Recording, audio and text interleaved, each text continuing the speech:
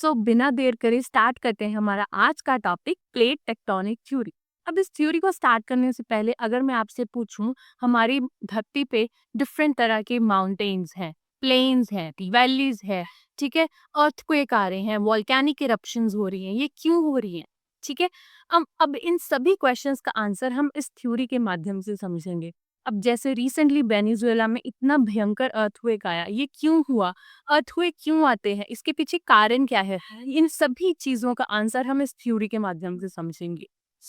अब ये थ्योरी दी किसने है? W.H. मॉर्गन। ठीक है। अब ये W.H. मॉर्गन भैया क्या कहते हैं? इन्होंने अपनी थ्योरी में ये बोला है कि जो हमारी अर्थ है ना, उसकी जो आउटर मोस्ट लेयर है, ये outer most layer of earth जिसे हम लिथोस्फेयर बोलते हैं, ये बहुत छोटे छोटे और बड़े टुकड़ों में जो है टूटी हुई है। ठीक है। Broken into so many large and small pieces, जिन्हें हम क्या बोलते हैं? टेक्टोनिक प्लेट्स बोलते हैं। अब ये जो प्लेट्स हैं वो स्लोली मूव करती हैं मोल्टन मेंटल के ऊपर। ठीक है। मोल्टन मेंटल, अब मेंटल ये दिमाग खराब वाला मेंटल नहीं, ठीक है। ये लेयर ऑफ अर्थ का एक पार्ट है। ठीक है। अब इसको समझना, मोल्टन मेंटल के ऊपर ये प्लेट्स मूव करती हैं, which give rise to the various landforms like mountains, plains, volcanoes, valleys। ये सभी चीजों को जो है बनाती हैं। अब ऊपर से निकल गया, कुछ समझ नहीं आया। अब इसी चीज को हम तोड़ के डिटेल में पढ़ेंगे, ये थ्योरी क्या कहती है। अब सबसे पहले हम समझेंगे इंटीरियर ऑफ अर्थ। जो हमारी अर्थ है, देखने में तो ऊपर से ऐसी लगती है ना, ऊपर से जो है ये सरफेस ऑफ अर्थ है कि हाँ एक लैंड है, एक पानी का जो है ओशंस हैं, माउंटेन्स हैं, हमें यही देखने को मिलता है। लेकिन अर्थ के इनसाइड क्या है वो भी हमें जानना बहुत जरूरी है। और यही सारी चीजें हैं इनसाइड ऑफ अर्थ ही ये सारे जो है फिनोमिनास को क्रिएट करती है। अब इनसाइड ऑफ अर्थ जिसे हम इंटीरियर ऑफ अर्थ भी बोलते हैं, ये देखिए डिफरेंट डिफरेंट लेयर्स हैं। अब हम इन लेयर्स को पढ़ेंगे, ये कौन कौन सी लेयर्स हैं। ठीक है। मेनली जो अर्थ है ना, वो 3 लेयर्स में डिवाइडेड है। वो कौन सी है?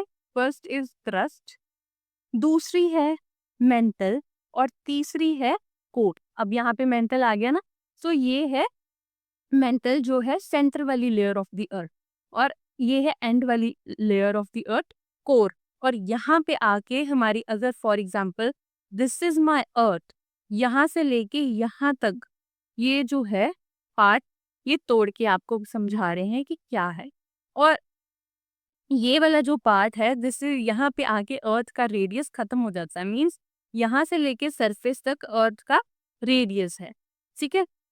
अब इसको समझें आप कि जो अर्थ है मेनली 3 लेयर्स में डिवाइडेड है। क्रस्ट जो 100 किलोमीटर है, मेंटल जो 29 किलोमीटर चौड़ी है, और कोर जो 1250 किलोमीटर चौड़ी है, ये वाली।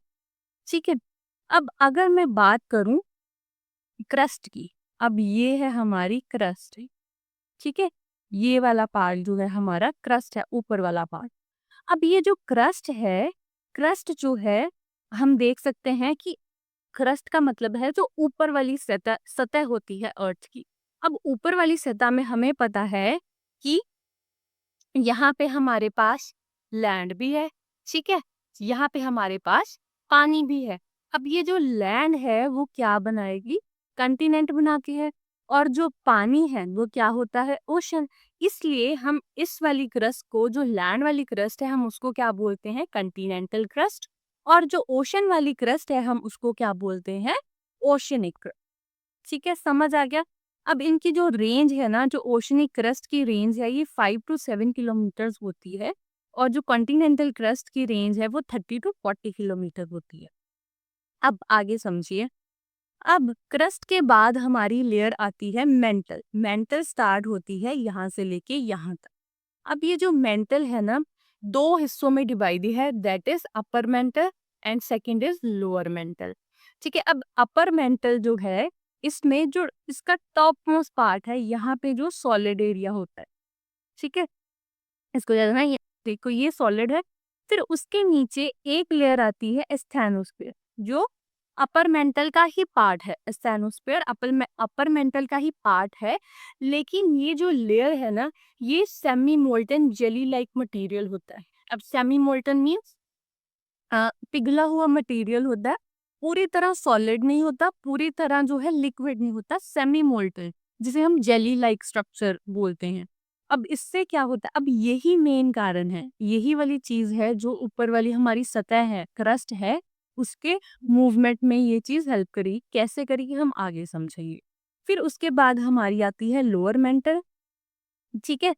फिर होता है हमारे पास कोर। अब कोर जो है ये हॉटेस्ट पार्ट होता है अर्थ का, जहाँ पे ये भी दो तरह की है, outer core and inner core, ठीक है। अब आउटर कोर जो है वो फ्लूइड लेयर होती है, जिसमें निकल और आयरन मटेरियल ज्यादातर हमें पाए जाते हैं, ठीक है। उसके बाद है हमारे पास इनर कोर, जो सॉलिड एक मेटल बॉल की तरह, मींस ऐसे गोल एक मेटल बॉल है जो ग्लो कर रहा है और मूव कर रहा है, ठीक है। ये मूव कर रहा है और ग्लो कर रहा है, और यही सारी हीट जो है वो आगे कंडक्ट कर रहा है, ठीक है। अब ये थी हमारी सारी लेयर्स। अब आपको इतना समझ आ गया होगा। अब यहाँ पे हम बात करेंगे लिथोस्फेयर की, ठीक है। हमने टॉप में बात करी थी डेफिनेशन में कि outer most layer of earth lithosphere. अब लिथोस्फेयर बनती कैसे है? लिथोस्फेयर दो चीजों को मिला के बन रही है, करस्ट और मेटल। क्रस्ट का क्या थी हमारा, ये अपर पार्ट, अपर, ठीक है। ये है ऊपर वाला हिस्सा जो है वो आ गया, हमारा क्रस्ट आ गया, और साथ में अपर मेंटल। अब अपर मेंटल में ये जो सॉलिड पार्ट होगा ना मेंटल का, वो है अपर मेंटल, ठीक है। अब ये जो है हमारी आ गई लिथोस्फेयर। अब जो ये लिथोस्फेयर है ना, ये है आउटर लेयर ऑफ द अर्थ। ये है एक आउटर लेयर। जैसे इसकी एग्जांपल अगर मैं आपको दूं, एक एग होता है, आपने एग देखा है? तो अब एग का जो शेल है, जब हम उसको बॉईल करते हैं अंडे को और उसको तोड़ते हैं, ठीक है, जब हम उसका शेल निकालते हैं तो वो शेल डिफरेंट डिफरेंट जगह से क्रैक्स आ जाते हैं शेल में, है ना। सो ऐसे ही हमारी जो अर्थ की लिथोस्फेयर है, उसमें क्रैक्स आ गया है, ठीक है। अब जब वो क्रैक्स आने के बाद वो सभी शेल्स अलग अलग हो जाएंगे, मीन्स वो सभी पार्ट्स, वो हिस्से जब अलग अलग हो जाएंगे, हम उन्हें क्या बोलेंगे? टेक्टोनिक प्लेट्स, ठीक है। समझ आ गई? टेक्टोनिक प्लेट्स क्या है? जब लिथोस्फेयर लार्ज और स्मॉलर पार्ट्स में टूट जाती है और मूव कर रही है, उसे हम क्या बोलेंगे? Tectonic plates. अब टेक्टोनिक प्लेट्स तीन तरह की होती हैं। फर्स्ट इज कॉन्टिनेंटल प्लेट, ठीक है। अब मैंने आपको बताया कि जो प्लेट है उसमें पानी भी है और उसमें जो है हमारा कॉन्टिनेंट्स भी है। देखो बच्चे, यहाँ पे कंफ्यूज नहीं होना है।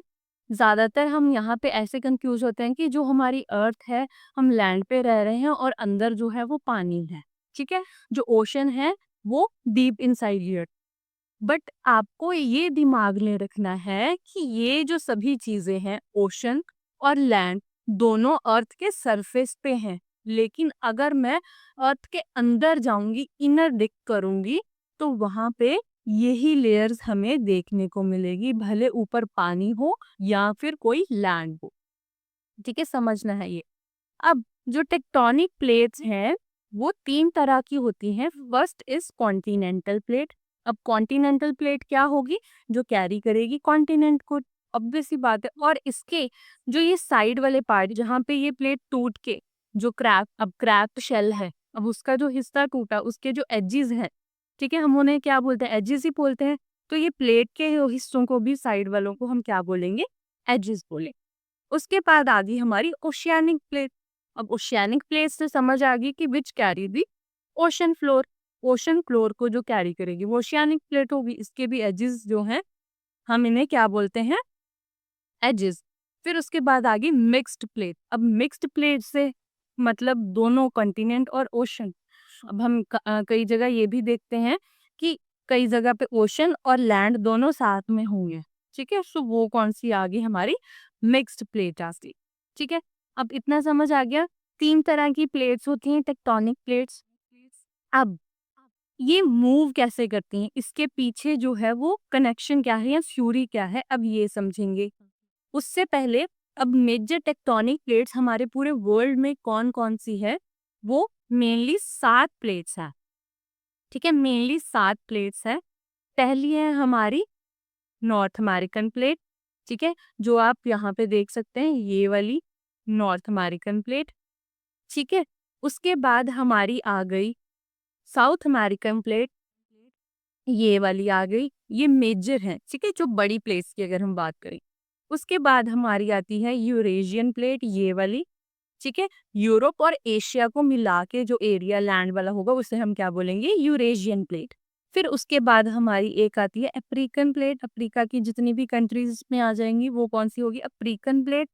और फिर एक होती है हमारी इंडो ऑस्ट्रेलियन प्लेट। अब एक्चुअल में जो हमारा इंडिया है, अ, जो इंडिया और ऑस्ट्रेलिया है ना, वो एक प्लेट से टूट के दो अलग अलग जो हैं वो देश बने। जो हमारी इंडिया वाली प्लेट है वो ऊपर आके जुड़ गई, और जो ऑस्ट्रेलिया वाली प्लेट है वो मूव करके आगे को चली गई, ठीक है। सो इसलिए हम इसे इकट्ठा अगर समझे तो ये कौन सी है, हमारी इंडो ऑस्ट्रेलियन प्लेट। फिर उसके बाद एक प्लेट है हमारी पैसिफिक प्लेट। अब ये पैसिफिक प्लेट क्या है, ओशन, ठीक है। आपने वो थ्योरी सुनी है ना, पहले ये माना जाता था कि जो हमारी अर्थ है ना उस पे सभी लैंड जुड़ी हुई थी, बट कुछ ऐसी सिचुएशंस आई जिससे वो लैंड टूट गई डिफरेंट डिफरेंट टुकड़ों में, और डिफरेंट डिफरेंट कंटिनेंट्स बने, और कंटिनेंट्स में डिफरेंट कंट्रीज बनी। ये वही चीज, ठीक है। और पहले जब लैंड एक की तो बाकी जगह सारा पानी था, तो मतलब कि ओशन भी फिर एक था, है ना। तो वो कौन सा, पैसिफिक, मतलब उसको पैसिफिक ओशन ही बोलते थे। अब जो है लार्जेस्ट ओशनिक प्लेट जो है हमारे पास, पैसिफिक प्लेट है, और ये पैसिफिक प्लेट जो है वो लार्जेस्ट प्लेट्स है, ठीक है। अब यहाँ पे एक फैक्ट याद रखना कि कोई भी जो प्लेट है ना वर्ल्ड में, वो पूरी तरह कॉन्टिनेंटल या पूरी तरह ओशनिक नहीं है, ठीक है। सारी ज्यादातर मिक्स्ड है। हम उन्हें कॉन्टिनेंटल और ओशनिक इसलिए बोलते हैं कि जिसमें जिस प्लेट में ज्यादा पोर्शन लैंड का होगा हाँ वो कॉन्टिनेंटल हो जाएगी, जिसमें ज्यादा पानी का पोर्शन होगा वो ओशनिक हो जाएगी। और एक ही ऐसी प्लेट है जो अकेली ओशनिक है, दैट इज पैसिफिक प्लेट, और वो लार्जेस्ट प्लेट है। अब इनका मैकेनिज्म समझो कि इनकी मूवमेंट कैसे होती है, ठीक है। अब मैंने आपको लेयर्स ऑफ अर्थ अभी बताई थी, ठीक है। तीन पार्ट्स कौन कौन से हैं, क्रस्ट, मेंटल और कोर, तीन लेयर्स में अर्थ डिवाइडेड है। अब क्रस्ट जो है ये टॉप मोस्ट लेयर है।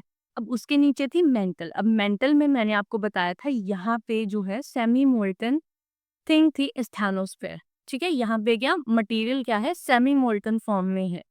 तो अब यहाँ पे और जो कोर है, यहाँ पे क्या है, हमारा सॉलिड पार्ट होता है, और यहाँ से जो है हीट सारी ऊपर की तरफ हमारी धरती की तरफ आ रही है, ठीक है। ऐसे हीट ट्रैवल कर रही है कोर से निकल।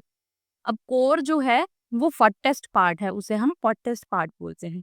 अब यहाँ से जब हीट निकलेगी तो ये ऊपर को जाएगी। अब ऊपर जो है डिफरेंट तरह के मटेरियल्स हैं। अब ये वाली चीज लिक्विड है, और यहाँ पे फिर जो है सॉलिड है, फिर वहां पे आगे थोड़ी लिक्विड होगी। तो इस तरह से जो है वो हमारी अर्थ की लेयर्स बनी हुई है। अब जब ये हीट ऊपर की तरफ जाती है तो यहाँ पे क्या होता है, सबसे पहले आप मैकेनिज्म समझिए कि हीट ट्रांसफर कैसे हो रही है, ठीक है। इसको मैं बाद में बताती हूँ हीट ट्रांसफर मैकेनिज्म अब क्या है। अब जब यहाँ से स्टार्टिंग से कोर से हीट जो है वो ट्रांसफर होगी, हम उसे क्या बोलेंगे, conduction, heat transfer of heat from one layer to another. अब ऊपर जाके जहाँ पे आधा जो है वो लिक्विड है, आधा सॉलिड है, मीन जहाँ पे टेम्परेचर कम है, वहां पे जाके क्या होगी, हीट जब ऊपर को जाएगी तो जहाँ पे टेम्परेचर कम है फिर वो सिंक डाउन नीचे करनी शुरू हो जाएगी, जहाँ पे टेम्परेचर ज्यादा है वो अपवर्ड मूव करेगी। फिर यहाँ पे आगे टेम्परेचर कम हो गया, फिर वो लोअर जो है नीचे की तरफ मूव करना शुरू कर देगी। तो ये अपवर्ड और लोअर मोशन जो है ठीक है, ये जो है एक कंटिन्यूअस मोशन में बन जाएगा। और ये जो हीट का ट्रांसफर है वो सर्कुलर मोशन में बना देंगे।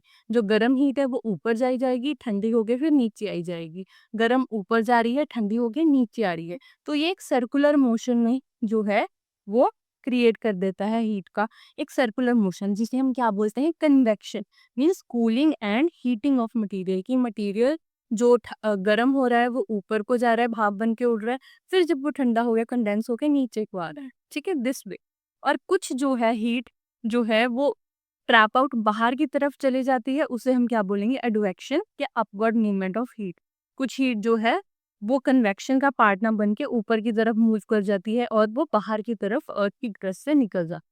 ठीक है, ऐसे जो है ये मोशन होती है।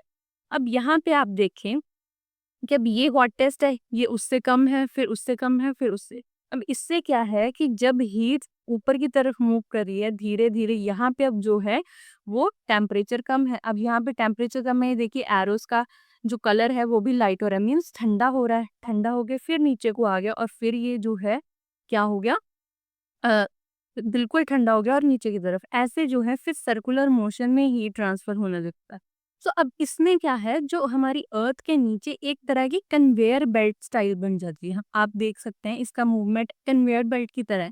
जैसे एक बेल्ट होती है उसमें ऐसे-ऐसे जो है कन्वेयर व्हील्स लगे हैं, वो जब एक दूसरे के साथ मूव करते हैं तो यहाँ पे जो ये बेल्ट है वो ऐसे-ऐसे मूव करती है। मीन्स इसके ऊपर जो चीज़ है वो भी मूव करने लग जाएगी।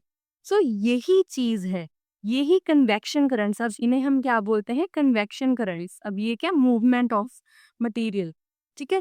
अब यही मेन रीज़न है कि टेक्टोनिक प्लेट्स जो हैं वो मूव करती हैं, ठीक है। अब इसमें क्या है, आप देखिए जो हीट ट्रांसफर है ना, अब ये हीट ट्रांसफर कोर से अपर तक हो रही है। टोटल अगर मैं बोलूँ कि 100% हीट ट्रांसफर। अब इसमें हर लेयर की डिफरेंट कंट्रीब्यूशन है। अगर मैं इनर कोर की बात करूँ तो 22% कंट्रीब्यूशन हीट ट्रांसफर में दे रहा है, ठीक है। उसके बाद जो हमारी अ, ये वाली जो है इनर कोर की नहीं है, पूरी कोर की है, ठीक है। पूरी कोर की जो है हमारी कंट्रीब्यूशन कितनी है, 22% है। जो लोअर मेंटल है वो 32%, सबसे ज्यादा जो है कंट्रीब्यूशन उसकी है लोअर मेंटल की। उसके बाद अपर मेंटल 22% दे रहा है और जो है हमारा क्रस्ट 24% दे रहा है। अब इससे क्या है, अब ये समझे कि ये जो ट्रांसफर ऑफ हीट है, कूलिंग और हीटिंग जो है, वो एक सर्कुलर मोशन में मटेरियल को बना देता है, जो एक जो है क्रिएट कर देता है ऐसी कन्वेयर बेल्ट सिस्टम कि जो उसके ऊपर का मटेरियल होगा वो फ्लो करना शुरू कर देगा। अगर मैं सिंपल सी बात बोलूं कि जैसे अब ये हमारी स्किन है, अब ये मैं अगर अगर स्किन की बात करूं, इसके ऊपर कोई चीज रखूं तो इसके नीचे कुछ जेली लाइक स्ट्रक्चर है, इसको हिलाएंगे तो वो मूव करना शुरू कर देगा। ऐसे ही जो हमारी प्लेट्स हैं, उस कन्वेयर बेल्ट के ऊपर जब वहां पे मूवमेंट होती है, मीन्स जब हीटिंग और कूलिंग हो रही है, वो क्या करेगा, मूवमेंट करवाएगा प्लेट्स। जो प्लेट्स हैं वो डिफरेंट डिफरेंट डायरेक्शंस में मूव करना स्टार्ट कर देगी। अब जब प्लेट्स डिफरेंट डायरेक्शंस में मूव करना स्टार्ट कर देंगी तो वो या तो एक दूसरे के साथ जाके कोलाइड करेंगी, ठीक है, या एक दूसरे से टूट के दूर हो जाएंगी, या एक दूसरे के बिल्कुल साथ से ऐसे होके निकल जाएंगी। यही 3 तरीकों से जो है वो मूवमेंट हो सकती है ना चीज़ों की। तो इसी तरीके से ही इसमें प्लेट की बाउंड्रीज को डिवाइड कर दिया है कि बाउंड्रीज ऑफ प्लेट 3 तरह की होंगी। अब अगर प्लेट 3 तरीके से टूट रही हैं और मूवमेंट कर रही हैं, तो उनकी बाउंड्री भी उसी तरीके से होगी। जैसे फर्स्ट है हमारी कन्वर्जेंट बाउंड्री। अब कन्वर्जेंट बाउंड्री में क्या है कि 2 प्लेट्स आपस में कोलाइड करेंगी। जैसे ये वाली प्लेट होगी और ये प्लेट होगी। जब ये दोनों आपस में कोलाइड कर रही हैं, जैसे ये देखो यहाँ से और यहाँ से, जब ये एक दूसरे के साथ कोई भी चीज दो कोलाइड करती हैं, ये भी थिक है, ये भी थिक है, जब कोलाइड है तो ऐसे जो ये सेंटर वाला पार्ट है वो ऊपर की तरफ आ जाता है। जैसे ये आ गया, ठीक है। अब सेंटर वाला पार्ट जब ऊपर की तरफ ऊपर को पुश करेगा, एक दूसरे को ये पुश करेंगी, तो जो सेंट्रल मटेरियल ऊपर आएगा तो यहाँ पे क्या बन जाएंगे, हमारे फोल्ड माउंटेन्स।